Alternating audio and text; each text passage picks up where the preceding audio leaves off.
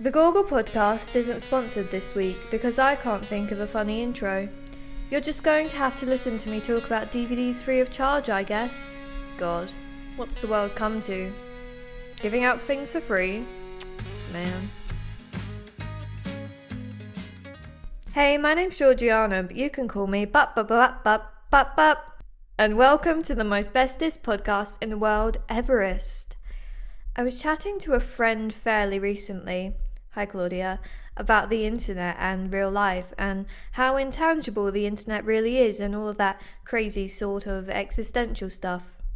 It reminded me of something I often tell myself and my friends.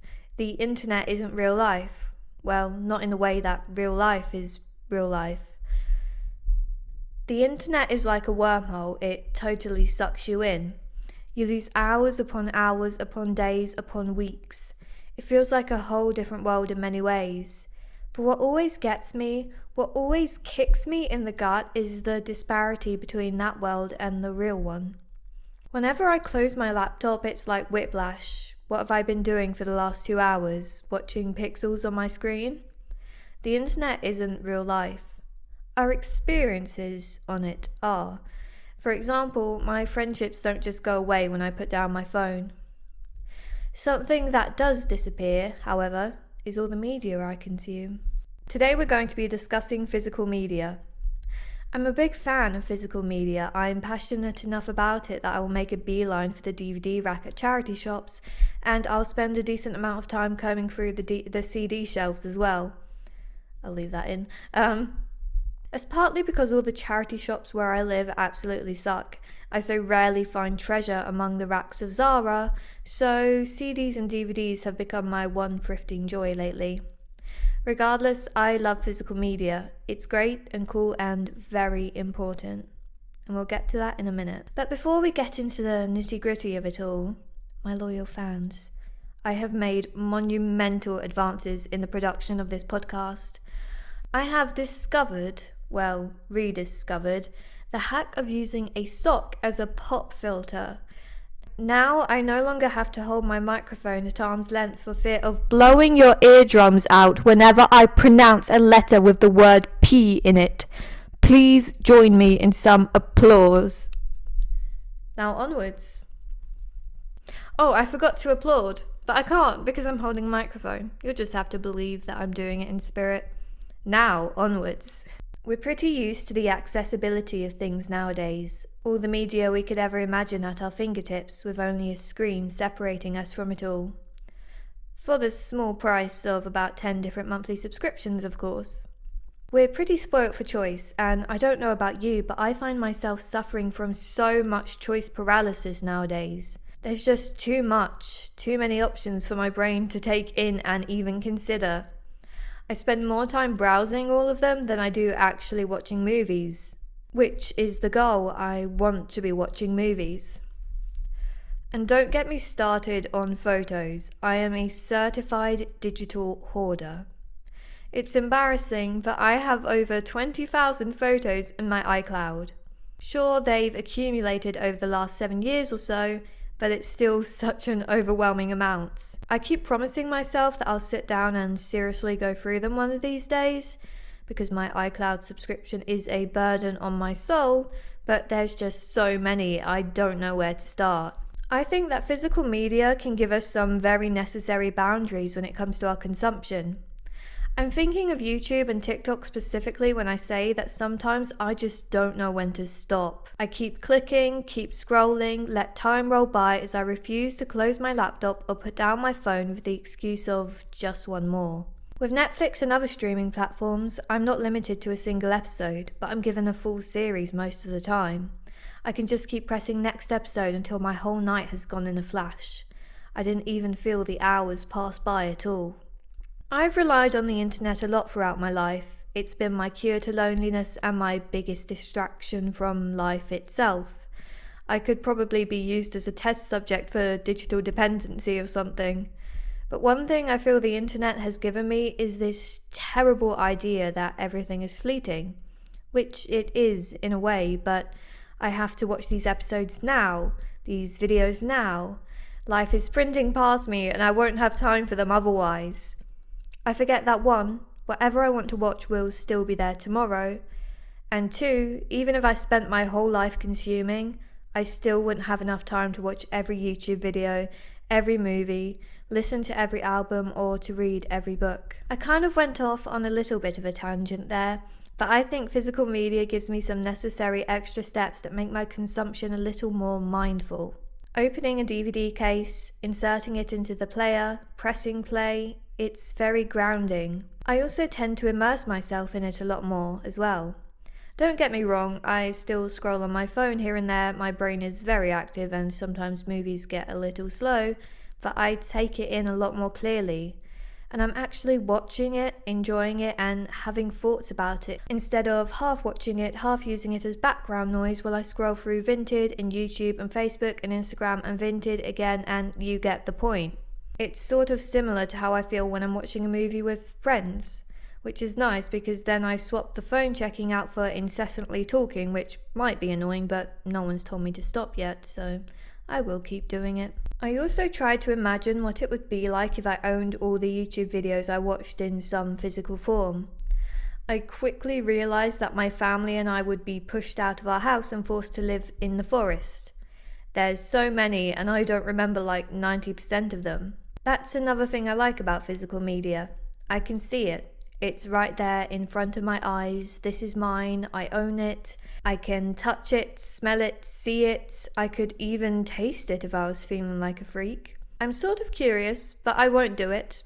I have control over my impulsive thoughts. But if someone else does, please let me know what BBC Pride and Prejudice DVD version tastes like, please.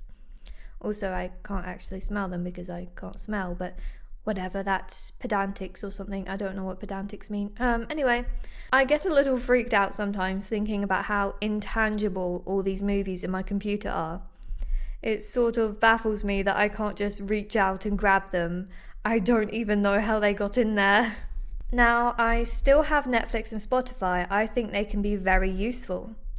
I like to use them to discover new favourites, consume unfamiliar media without the commitment of buying something I might not love. Then, when I find a new movie I adore or an album I could listen to over and over again, I'll go ahead and buy them physically. Having them in some physical form feels really special, and I guess it's like my collections in a way. A physical representation of my taste, my interests, and my life. Not to mention, it's really nice to know I won't wake up someday to find the movie I bought has turned into thin air, because that happens a lot when you buy a movie digitally. It can just not be there even when you spent like £13 on it. That's a whole pizza. Also, I am an avid K-drama watcher. If it wasn't for Netflix, I'd have no way to indulge in this hobby. So digital is good. It allows us to see and hear things we might not be able to otherwise. It bridges gaps across international media and across generations too. Thanks to it, I can watch movies from 100 years ago, and that's really cool. Similarly to CDs and DVDs, I also love photo albums. Growing up, I used to love flicking through the pages of my grandfather's photo albums and watch my dad grow up through snippets of his childhood. Or sifting through the piles of photos my mum had accumulated over the years and getting a look into her life before me. It feels like you're holding fragments of a life in the palms of your hand. Those pictures remember things your brain doesn't. I find so much joy in sitting down with a fresh pile of memories and carefully slotting them into the empty spaces of my photo albums, then flicking through them, filling in the gaps, remembering details I'd long forgotten, staring back at younger versions of myself and my family members, friends I no longer talk to, my childhood pets. Fragments of my life. I've sort of fallen off of my photo albums recently after giving up on film, though. I have a bunch of photos I need to send off and get printed, so this is a reminder to myself, go and get your photos printed. Scrapbooks are similar too, with a bonus of being a very cool creative outlet. I actually have a scrapbook that I periodically fill in, and by that I mean once every 6 months, dedicated to all my favourite movies and shows. So far there's about 3 pages I've filled in over the past year. But one day it'll be finished. Okay, there's an argument to be made about digital being less prone to destruction or loss. That's not necessarily true though. Take what I said earlier about movies suddenly up and disappearing from platforms. Websites shut down, streaming services don't actually own a majority of their libraries, devices break irreparably and they get stolen too. USB sticks and external hard drives need to be replaced after a while. CDs can get scratched. I could snap a DVD in half if I put all my strength into it probably. They become unusable or they start to skip and buffer. Personally, I'd rather suffer through skips and buffers than 20 ads, if I'm honest. I'm using this word a lot, but I think being aware of the fragility of them is also grounding. I want to keep it in good shape and take care of it. I don't want to abuse it needlessly. And in a strange way, I sort of like being able to see the scratches and dents and whatnot. They're a little annoying, sure, but aren't they visible proof that I have loved them? Or is that very 2014 Tumblr deep? I'm quite conflicted about either option when it comes to the environment. I'm going off of my own brain and not much research here, so it might be a bit all over the place, but I do think it's important to consider. On one hand, DVDs, CDs, even photo albums, there's a whole lot of plastic in those things. And I assume that the process of making them isn't that great for the environment either. I do, however, tend to buy most of these secondhand. There's enough CDs and DVDs out there that you can buy your entire collection secondhand pretty much, with only a few new ones sprinkled in here and there. Buying new is rare for me because I also don't enjoy a lot of newly released films very much. 3-hour films with my attention span? No sir. No, sir. I am not going to rewatch a 3-hour film a dozen times. You know what? Yeah? Who's with me? But I'm conflicted about new ones being made regardless, and vinyls too. I'm sure we've all seen artists releasing like 10 different versions of their albums on vinyl, and I just don't get it. That can't be good for the environment. I'd like to know if there's an ethical solution to new products like these being made. Surely the market is much smaller nowadays, so production can be minimized to an extent. Could they recycle old, used and broken ones? Should it be on a demand basis, like everyone who wants a complete unknown on DVD should sign up and they be made to order? I don't know. I'm really curious about this. Is any of it already happening? I know some vinyls are being made with recycled plastic, but then we hear about recycled plastic not really being recycled plastic in some cases, and my mind starts to feel like it's spinning at 100 miles per hour, so whatever, regardless. We're also starting to see the impact our devices can have on the environment. So my point is, which is better, if there is a better one? I have found a Substack post about the environmental impact of physical media versus streaming. I don't really understand a lot of it, but I think the conclusion is nuance and personal preference. But it's a good read if you want to have an idea of the impact our choices make on the environment when it comes to consuming media, which I think it's important. There is not enough information widely spread about how our choices and actions affect the environment. While average people aren't as responsible as billionaires and corporations, it's still important that we do our part and at least know what's going on. Anyway. Hello, it is me, the Google Podcast editor and head of PR team, and I'm jumping in post-recording to add to this. What I was trying to say here is that regardless of the fact that billionaires and corporations need to stop being greedy with natural resources, it's also better for us to make conscious choices of our own because they will make an impact. There needs to be more easily accessible information about how these daily choices affect the environment, or whatever. Haha, back to the real podcast now. That's not stopping. I sort of think this Substack post summarises my own feelings, and I enjoyed reading and learning about it, so I'll put the link in the description below. All in all, I love physical media. I like to think that these collections will continue to grow and change and follow me throughout my life. I hope to be able to look back on them someday and see a life well lived. That's the album I listened to when getting ready for my first date. That's the movie I watched with my mum 20 years ago in our old house. Look how young and beautiful I was in that photo. I still have that dress somewhere. I might not be able to take any of it with me when I'm gone, but they will outlive me, and that's comforting in some strange way. They are fragments of a life lived. It's fascinating to me. You can tell a lot from someone's bookshelves or the vinyls on their wall. I think you can get a decent idea of what I like just by looking through my DVDs, probably. Anyway, I feel that with physical media, I'm more likely to enjoy it and look through it and remember it all. I forget most of the things I watch on my computer, and I so rarely scroll through the pictures on my phone that I'm so connected to myself and real life and the world around me when I pop a CD into the music player or sit on the ground flicking through my photo album. It's tangible, it's real. I haven't touched on journals or books in this episode, but I feel similarly about them. I'm a huge advocate for putting illegible notes in margins of your books. Who knows who'll get to read them 100 years from now. This is the stuff historians and history buffs alike live for, so do it. That's why I do it too. Also, the internet is sort of dying. Web pages are disappearing, digital archives are being erased or manipulated. Though media may seem unrelated to this, I disagree. Who knows what films, shows and music could just up and disappear, what could be censored. Beyond that, keeping a journal, however sporadic it may be, can help you stay present in an unstable reality and give us the means to look back on what was really going on during this time once it's long past. Information on the internet is short-lived. What is big news today will be just another article among millions tomorrow. Keep records of the truth. Keep records of the changes that are happening and how they affect you and your community. Take photos and print them and put them in albums so that people of the future can see what the past looks like, unfiltered, raw and real.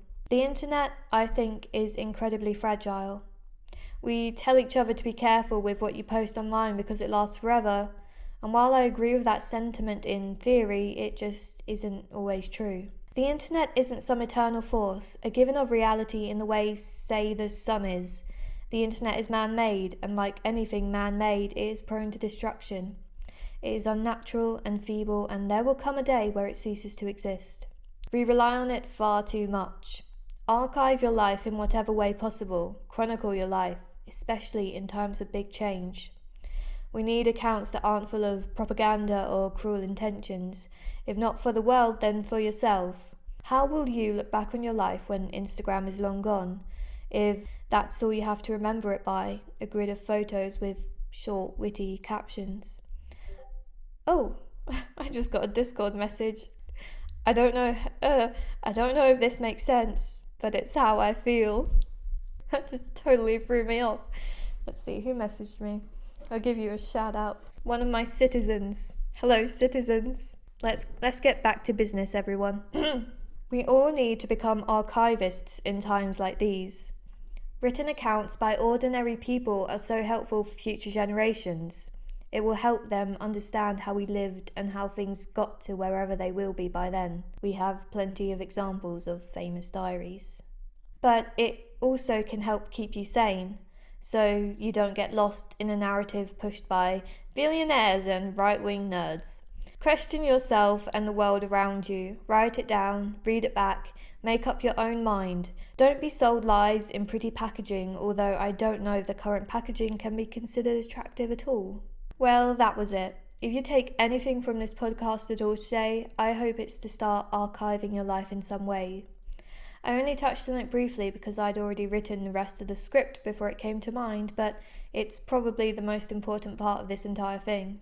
Before I go, I have some important messages to share with all of my superfans. The Google podcast would like to go multimedia. You may have noticed, currently our mascot is a cute Sylvanian family and he spins around very slowly every episode. Now, we don't plan on firing him just yet, but we would like to experiment with some video. Because I want to be a real and cool podcaster. I've been wanting to return to my YouTube video editing roots for some time now. As you all know, I am a relic of the Littlest Pet Shop YouTube era, so it's kind of what I was born for. How would we feel about this? Yes, I am trying to seek external validation right now. So what? Who cares? At least I'm aware of it. Sound off below. Now, before I leave you, here's a snippet of my new song coming out soon on my limited edition premium diamond platinum CD box set of my stadium tour concert. Oh, by the way, there's a few videos that totally inspired me to yap about this for however long I've been yapping, so I'm going to link them below alongside my letterboxd. Please follow my letterboxd. My reviews are the most important reviews in the world, and if you aren't following it, then you don't know what DVDs are good. So please give me a follow. Please, thank you.